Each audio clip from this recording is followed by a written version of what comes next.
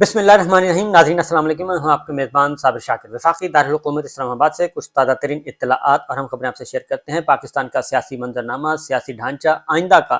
तश्कील दिया जा रहा है और ये ड्राइंग रूम में बैठ के तश्कील दिया जा रहा है और बड़े बड़े बड़े आला दिमाग जो हैं वो सर जोड़ कर बैठे हैं और कोशिश की जा रही है कि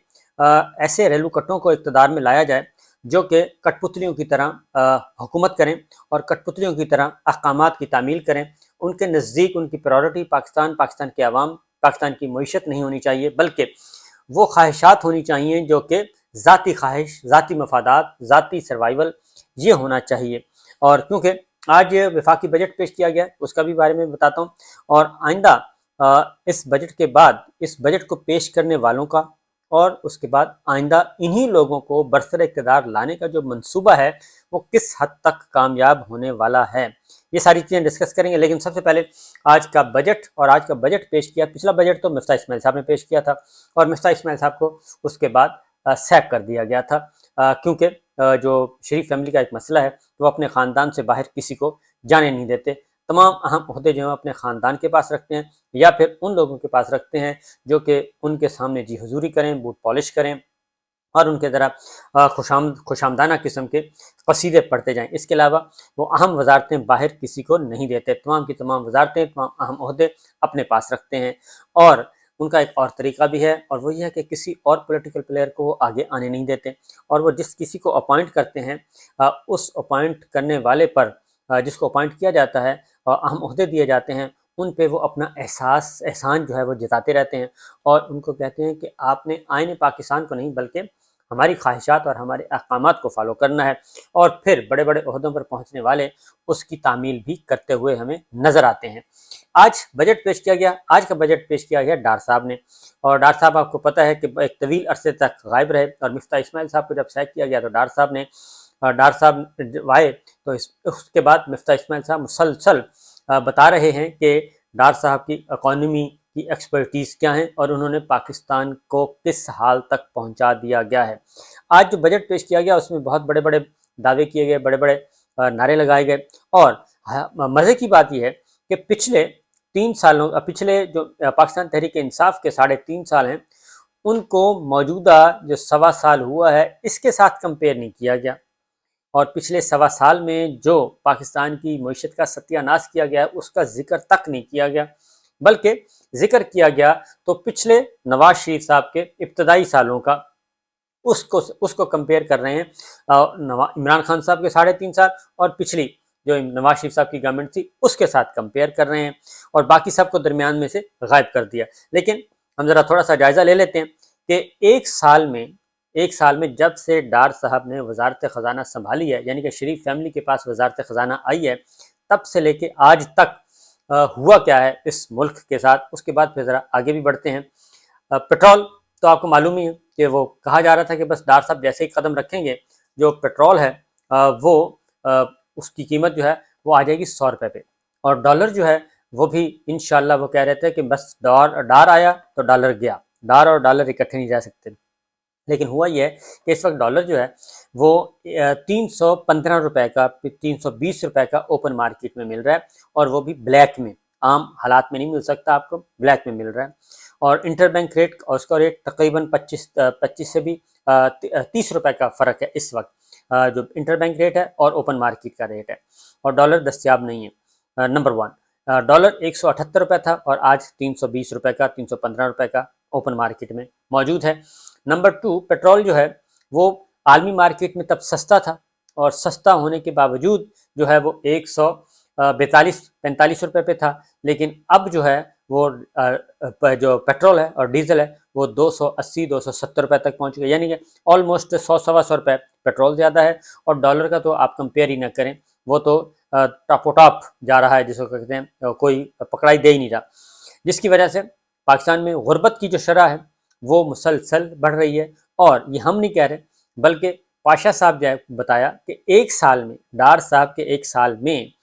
10 करोड़ पाकिस्तानी ख़त गुर्बत से नीचे चले गए हैं। ख़त गुर्बत के जो इंटरनेशनल स्टैंडर्ड है गुर्बत का उससे भी नीचे चले गए हैं 10 करोड़ पाकिस्तानी और 25 करोड़ पाकिस्तानी तादाद है, उसमें से 10 करोड़ पाकिस्तानी नीचे चले गए हैं। یہ ہے ایک سال کا کمپیریزن۔ اس کے بعد عمران خان صاحب کے زمانے میں یعنی کہ 3.5 سال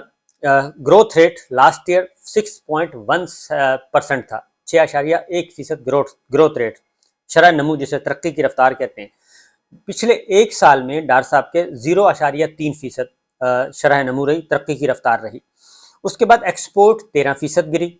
زر مبادلہ یعنی کہ جو ریمیٹنس آتے تھے وہ 13% وہ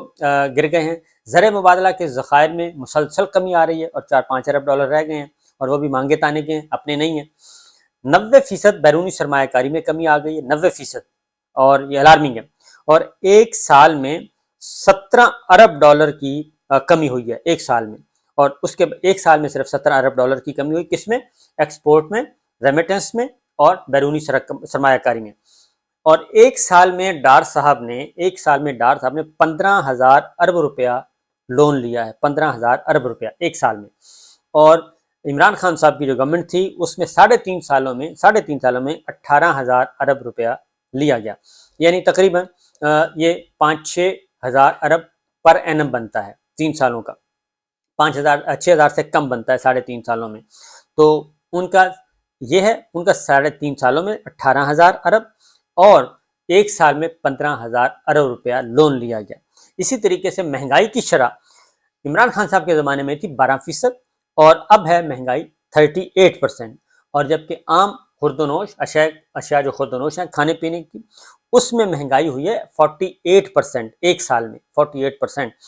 سری لنکا میں یہ مہنگائی 25% ہے، جہاں پہ لوگوں نے جلاؤ گھراؤ کر دیا تھا اور ایوان صدر جلا دیا تھا، وہاں پہ 25% ہے۔ اور وہاں پہ جب یہ اکانومی کی بدترین صورتحال ہوئی تو وہاں پہ نہ ہی آرمی ایکٹ آیا، نہ ہی آفیشیل سیکرٹ ایکٹ آیا، اور نہ ہی وہاں پہ فوجی عدالتیں لگیں، لیکن یہاں پہ 48% ہو چکی ہے۔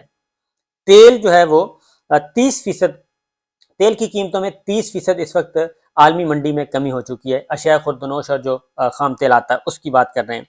ایک سال میں 30 ارب ڈالر جو ہے جی اس کا ہمیں ٹیکہ لگا ہے ایک سال کے اندر۔ اس کے ساتھ اب آئیں ذرا دوسری جانب، اب جو اقتصادی سروے ایک سال کا، یہ بھی سرکاری اعداد و شمار ہیں، اقتصادی سروے پیش کیا جاتا ہے، اس کے مطابق معدنیات کے شعبے میں شرح نمو 4.4% کم منفی رہی ہے، منفی 4.4%۔ مینوفیکچرنگ کی گروتھ منفی 7.9%، تقریباً 8%۔ تعمیرات کا شعبہ گروتھ منفی 5.5%، اور انڈسٹری کی شرح نمو 2.9%۔ اور اسی طریقے سے برآمدات کا جو ہدف وہ میں نے آپ کو بتا چکا ہوں، نہیں پورا ہو سکا، اور 25 ارب 36 کروڑ ڈالر جو ہے وہ برآمدات رہی۔ اور اہم فصلوں کی پیداوار کی گروتھ منفی 23%، اہم فصلوں کی پیداوار کی گروتھ منفی 3.2%، کاٹن جیننگ کی گروتھ منفی 23%،